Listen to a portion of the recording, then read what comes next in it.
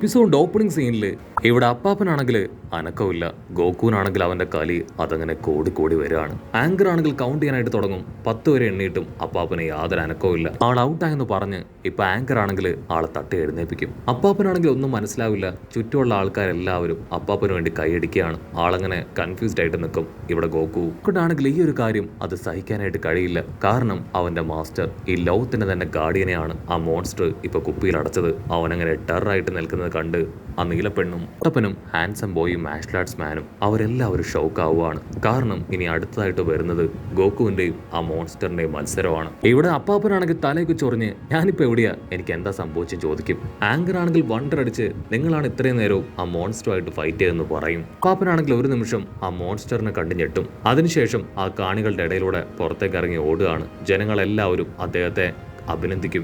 ഉടനെ ആളുടെ മകനാണെങ്കിൽ ഇപ്പൊ അപ്പാപ്പന്റെ അടുത്തേക്ക് വരും. വാവ്, നിങ്ങളുടെ ഫൈറ്റ് അത് ശരിക്കും അടിപൊളിയാണ്. എന്റെ പപ്പയ്ക്ക് ഇത്രയും നന്നായിട്ട് ഫൈറ്റ് ചെയ്യാൻ കഴിയുമെന്ന് ഞാൻ ഇപ്പോഴാണ് മനസ്സിലാക്കിയതെന്ന് പറഞ്ഞ് ആ പയ്യനാണെങ്കിൽ തുള്ളിച്ചാടുകയാണ്. ഇവിടെ ബെല്ലാണെങ്കിൽ ആഞ്ഞടിക്കും. അടുത്ത മത്സരത്തിന് വേണ്ടി ഗോകുവിനെയും ആ മോൺസ്റ്ററിനെയും അവരെ രണ്ടുപേരെയും വേദിയിലേക്ക് ക്ഷണിക്കുകയാണ്. നമ്മുടെ ആൾക്കാരും അവിടെ കൂടെ നിൽക്കുന്നവരും എല്ലാവരും ആകാംക്ഷയോട് കൂടെ ആ ഒരു മാച്ച് കാണാൻ തയ്യാറായി കഴിഞ്ഞു. ഇവിടെ ഗോകുവിന്റെ ദേഷ്യം വീണ്ടും വീണ്ടും 10 മടങ്ങായി മാറും.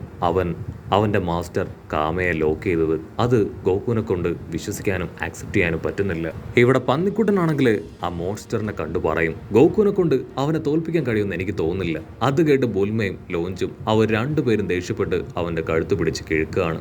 ഇവിടെ ആ മോൺസ്റ്റർ അത് ഗോകുവിന്റെ അടുത്തേക്ക് കടന്നു വന്ന് ഗോകുവെ വെല്ലുവിളിക്കും. അവൻ പല്ല് കടിച്ച് ദേഷ്യപ്പെട്ട് ആ ബോട്ടിൽ അവനെ ഏൽപ്പിക്കാനായിട്ട് പറയും. അത് കേട്ട ആ മോൺസ്റ്റർ, ഓ ഈ ബോട്ടിലാണോ നിനക്ക് വേണ്ടേ?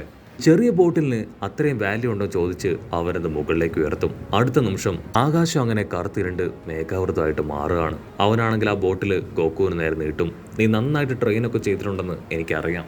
നിങ്ങൾ രണ്ടുപേരും ഗ്രൂപ്പായി എന്നെ തോൽപ്പിക്കാനല്ലേ ഇവിടേക്ക് വന്നത്. ഒരാള് ഇപ്പൊ എന്റെ കൈക്കുള്ളിലായി, നിനക്ക് വേണമെങ്കിൽ അദ്ദേഹത്തെ സ്വീകരിക്കാമെന്ന് പറഞ്ഞ് ആ ബോട്ടിൽ അവന്റെ മുൻപിലേക്ക് നീട്ടിപ്പിടിക്കും. ഗോകു ആണെങ്കിൽ അത് എടുക്കാനായിട്ട് ശ്രമിക്കും. പക്ഷെ അടുത്ത നിമിഷം അവൻ ആ ബോട്ടിൽ അവന്റെ വായിലേക്ക് ഇട്ട് അങ്ങനെ വിഴുങ്ങുകയാണ്. ഓ ഐ എം സോറി, ഞാനത് അറിയാതെ വിഴുങ്ങിപ്പോയി. അത് കണ്ട് നമ്മുടെ ആൾക്കാർ ഞെട്ടും. നിനക്ക് ഇനി ഈ ബോട്ടിൽ വേണമെങ്കിൽ എന്നെ കൊല്ലണം. എന്നെ കൊന്നു കളഞ്ഞാൽ തീർച്ചയായിട്ടും ആ ബോട്ടിലിനകത്തുള്ളവനും കൊല്ലപ്പെടും. സോ ശ്രദ്ധിച്ച് മത്സരിക്കുക. വലിയ ഫൈറ്റും വേദനയുമാണ് നിന്റെ മുൻപിലേക്ക് വരുന്നത്. സോ നീ പ്രിപ്പയർഡ് ആയിട്ടിരിക്കുകയെന്ന് പറഞ്ഞ് അവൻ കടന്നുപോകും. നമ്മുടെ ആൾക്കാരുടെയും ഗോകുവിന്റെയും ദേഷ്യം കൂടി വരും. അപ്പോഴാണെങ്കിൽ ഭയങ്കര മഴ. ജനങ്ങളെല്ലാവരും ഇപ്പൊ മഴ കാരണം ഓരോ ഭാഗത്തേക്ക് ഓടുകയാണ്. നമ്മുടെ ആൾക്കാർ ഇപ്പൊ ഒരു ഭാഗത്ത് വന്ന് നിൽക്കും. അതിനുശേഷം മാസ്റ്ററും മാർഷൽ ആർട്സ് മാനും ഹാൻസം ബോയും മൊട്ടപ്പനും ചീച്ചിയും എല്ലാവരും ഇപ്പൊ ഗോകുവിനോട് ഒരുപാട് ചോദ്യങ്ങൾ ചോദിക്കും. സത്യം പറയും, ആ ജൂനിയർ അവൻ ആരാണ്? അവൻ ശരിക്കും ആ ഒരു മോൺസ്റ്റർ പിക്കലോ ആണോ? നീയും അപ്പാപ്പനും തമ്മിൽ ഒരുപാട് നേരം സംസാരിച്ചു, അതെന്താണ്? ഇവിടെ എന്താ നടക്കണേ? നീ എല്ലാ കാര്യങ്ങളും ഞങ്ങളോട് തുറന്നു പറയണം. അങ്ങനെയാണെങ്കിൽ മാത്രമേ ഞങ്ങൾക്കും നിന്നെ സഹായിക്കാനായിട്ട് കഴിയൂ. ഗോകു ആണെങ്കിൽ ആ ചോദ്യങ്ങളെല്ലാം കേട്ട് അല്പനേരം നിശബ്ദനായിട്ട് നിൽക്കും. അതിനുശേഷം അവരോട് പറയും, അതെ ആ ജൂനിയർ അവൻ ആ മോൺസ്റ്റർ പിക്കലോ ആണ്. അത് കേട്ട് എല്ലാവരും ഫ്രീസ് ആവും. ടീച്ചിയാണെങ്കിൽ ഷോക്കായിട്ട് അവനോട് ചോദിക്കും, ലാസ്റ്റ് ടൈം നീ അവനെ നശിപ്പിച്ചതല്ലേ, പിന്നെങ്ങനെ വീണ്ടും അവൻ വന്നു?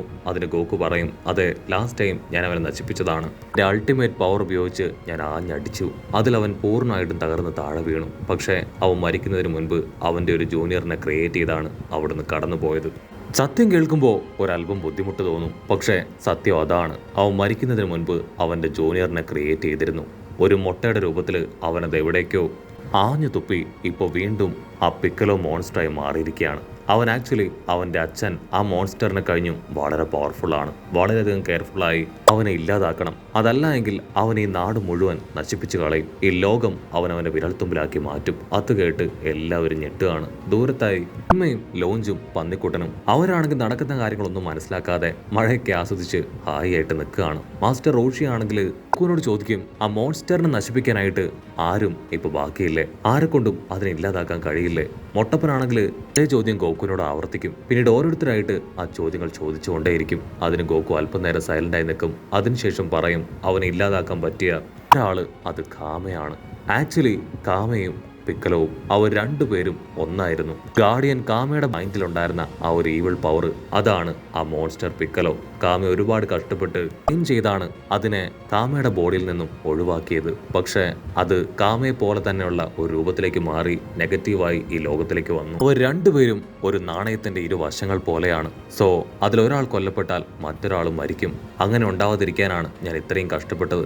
അവന്റെ വയറ്റിൽ നിന്ന് ആ കുപ്പി കിട്ടിക്കഴിഞ്ഞാൽ അദ്ദേഹത്തെ പുറത്തെടുക്കാൻ കഴിയുമോ എന്ന് ഗോക്കു ആണെങ്കിൽ മാർഷൽ ആർട്സ് മാനോട് ചോദിക്കും. അതിനാൾ പറയും അതിനൊരു ചാൻസ് ഉണ്ട്, പക്ഷെ ആദ്യം അവന്റെ വയറ്റിൽ നിന്ന് കോട്ടിൽ പുറത്തെടുക്കാൻ കഴിയണം. അത് ശരിക്കും വലിയൊരു ടാസ്ക് തന്നെയാണ്. മൊട്ടപ്പനാണെങ്കിൽ അത് കേട്ട് ടെൻഷനാവും. നിങ്ങൾ കരുതും പോലെ അത്ര എളുപ്പത്തിൽ അത് എടുക്കാൻ കഴിയില്ല. അവൻ ശരിക്കും ഒരു ബീസ്റ്റാണ്. അവന് ഭയങ്കര പവറാണ്. മാർഷൽ ആർട്സ് മാനും അത് ശരിവെക്കും. അതെ, നമ്മളെല്ലാവരും ചേർന്നാലും അവനെ തോൽപ്പിക്കാനുള്ള പവർ അത് മതിയാവില്ല.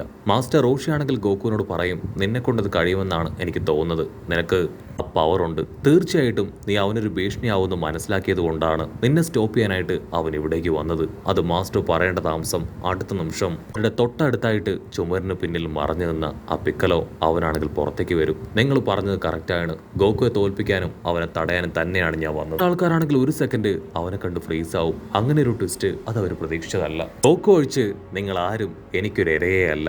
സോ അതുകൊണ്ടാണ് ഗോകുയെ ഡിഫീറ്റ് ചെയ്യാൻ ഞാൻ ഈ മത്സരം തന്നെ തെരഞ്ഞെടുത്തത്. അവനാണെങ്കിൽ ഗോകുവിന്റെ തൊട്ടടുത്തേക്ക് വരും. റിയൽ മത്സരം അത് നമുക്കിടയിലാണ്. നമുക്കിടയിൽ സംഭവിക്കുന്നത് അത് മറ്റാർക്കും അറിയില്ല. ഈ 3 വർഷം കൊണ്ട് ഞാൻ എൻ്റെ പവറും വെറുപ്പും ബെഞ്ചുകളും എല്ലാം തന്നെ 10 മടങ്ങാക്കുകയായിരുന്നു. അതിന് ഗോകു പറയും, നീ മാത്രമല്ല, ഈ 3 വർഷം കൊണ്ട് ഞാനും ഡെവലപ്പായി. കുട്ടിയിടയിൽ മോൺസ്റ്റർ ആണെങ്കിൽ അവനെ ഇൻവൈറ്റ് ചെയ്യും. ഇനി എനിക്ക് കാത്തിരിക്കാൻ വയ്യ, വായോ, നമ്മുടെ മത്സരം അത് തുടങ്ങാൻ സമയമായി. എത്രയും വേഗം മത്സരിച്ച് എനിക്ക് നിന്നെ തോൽപ്പിക്കണം. അങ്ങനെ സീൻ കട്ട് ചെയ്ത സ്റ്റേജ് കാണിക്കും. ആങ്കർ ആണെങ്കിൽ ഇപ്പൊ സ്റ്റേജിലേക്ക് കയറി ചെന്ന് എല്ലാവരും അഡ്രസ് ചെയ്ത് സംസാരിക്കുകയാണ്. നിങ്ങളുടെ ഇത്രയും നേരത്തെ ക്ഷമയെ പരീക്ഷിച്ചതിന് എന്നോട് ക്ഷമിക്കണം. നിങ്ങൾ എല്ലാവരും ആകാംക്ഷയോട് കൂടെ കാത്തിരുന്ന ആ ഒരു ഫൈനൽ മത്സരം ഗോകുവും ജൂനിയർ മോൺസ്റ്ററും അവർ രണ്ടുപേരും തമ്മിലുള്ള പോരാട്ടം അത് അധികം വൈകാതെ തുടങ്ങുകയാണ്. സോ ഞാൻ അവർ രണ്ടുപേരെയും ഇതിലേക്ക് ക്ഷണിക്കുകയാണെന്ന് പറഞ്ഞ് അവനാണെങ്കിൽ ഇപ്പോൾ അവർ രണ്ടുപേരെയും വേദിയിലേക്ക് ക്ഷണിക്കും. ജനങ്ങളെല്ലാവരും ആർപ്പ് വിളിക്കും. ഇവിടെ മോൺസ്റ്റർ ആണെങ്കിൽ ഗോകുവിനോട് പറയും, തീർച്ചയായിട്ടും ഇത് നിന്റെ അവസാനത്തെ ഫൈറ്റാണ്. സോ നിന്റെ ഫ്രണ്ട്സിനോട് ടാറ്റാ ബൈ ബൈ ഒക്കെ പറഞ്ഞ് നീ ധൈര്യമായിട്ട് ഗോതയിലേക്ക് വായോ. നിനക്കുള്ളത് ഞാൻ തരാം. ഒട്ടപ്പനും നീലപ്പെണ്ണും ആണെങ്കിൽ ഇപ്പൊ ഗോകുവിന് കംപ്ലീറ്റ് കോൺഫിഡൻസ് കൊടുത്തുകൊണ്ടേയിരിക്കും. കമോൺ, ഒരു കാരണവശാലും നീ നിന്റെ ഗോഡ് അത് താഴ്ത്തരുത്. ഫ്രണ്ട്സായ ഞങ്ങളും ഈ ലോകവും മുഴുവനും ഇപ്പൊ നിന്നിലാണ് പ്രതീക്ഷ അർപ്പിച്ചിരിക്കുന്നത്. ഗോകു ആണെങ്കിൽ ആ ഗോതയിലേക്ക് കടന്നു വരികയാണ്. അടുത്ത നിമിഷം ചീച്ചി അവള് വിളിച്ചു പറയും, നീ ഉറപ്പായാലും ജയിച്ചു വരണം. നമുക്ക് ആഗ്രഹിച്ച ആ ഹാപ്പി ലൈഫ് അത് മുൻപോട്ടേക്ക് കൊണ്ടുപോകണം. ഇവിടെ എല്ലാവരും ഒരുപാട് ഭയത്തോടും പ്രതീക്ഷയോടും കൂടെ ഗോകുവിന്റെ ഫൈറ്റ് കാത്തിരിക്കുകയാണ്. അടുത്ത നിമിഷം ഫൈറ്റ് സ്റ്റാർട്ട് ചെയ്യും. ഗോകുവും ആ മോൺസ്റ്ററും അവർ രണ്ടുപേര് ഫേസ് ടു ഫേസ് വന്ന് പൊരിഞ്ഞ് അട്ടിയിട്ടി ബഹളം. ആ മോൺസ്റ്റർ ആണെങ്കിൽ ഗോകു ഇടിച്ച് തെറിപ്പിക്കും. ഗോകു അങ്ങനെ കറങ്ങി വന്ന് അവനെ കിക്ക് ചെയ്ത് താഴെയിടും. കുട്ടിയിടയിൽ അവർ രണ്ടുപേരും ഇൻവിസിബിൾ മോഡിലേക്ക് പോയി ആദ്യം ആ സ്റ്റേജിൽ നിന്ന് പൊരിഞ്ഞ അട്ടിയിടി ബഹളം. അതിനുശേഷം സ്കൈയിലേക്ക് പോയി പൊരിഞ്ഞ അട്ടി. പിന്നീട് ഗോകുവും അവനും ഒരുപാട് മുകളിലേക്ക് ഫ്ലൈ ചെയ്ത് പോകും. ആ മോൺസ്റ്റർ ആണെങ്കിൽ വലിയ പവർ ഗോകുവിന് നേരെ ഉപയോഗിക്കുകയാണ്. ഗോകു ആണെങ്കിൽ ആ പവറിൽ പെട്ട് താഴേക്ക് വീഴും. താഴേക്ക് വീണ ഗോകുവിനോട് യാതൊരു വിധത്തിലുള്ള കരുണയും കാണിക്കാതെ അവൻ വീണ്ടും ആ ഫയർ പവർ ഉപയോഗിച്ച് കൊണ്ടേയിരിക്കുകയാണ്. ചുറ്റുമുള്ള ജനങ്ങളും ആങ്കറും നമ്മുടെ ആൾക്കാരും എല്ലാവരും അതുകൊണ്ട് ഭയന്ന് അവരെ തന്നെ പ്രൊട്ടക്ട് ചെയ്യാൻ ശ്രമിക്കുകയാണ്. അവൻ കണ്ടിന്യൂസ് ആയിട്ട് അറ്റാക്ക് ചെയ്ത് താഴേക്ക് വരും. ആ ഒരു സ്റ്റേജ് തകർന്ന് ഒരുപാട് പരിക്കുകൾ പറ്റി ഗോകു അവൻ അങ്ങനെ അനക്കമില്ലാതെ കിടക്കുകയാണ്. എല്ലാവരും ഗോകുവെ തന്നെ നോക്കും. ആങ്കർ ആണെങ്കിൽ കൗണ്ട് ഡൗൺ സ്റ്റാർട്ട് ചെയ്യുന്നതോട് കൂടെ ഈ ഒരു എപ്പിസോഡും അവസാനിക്കുന്നു.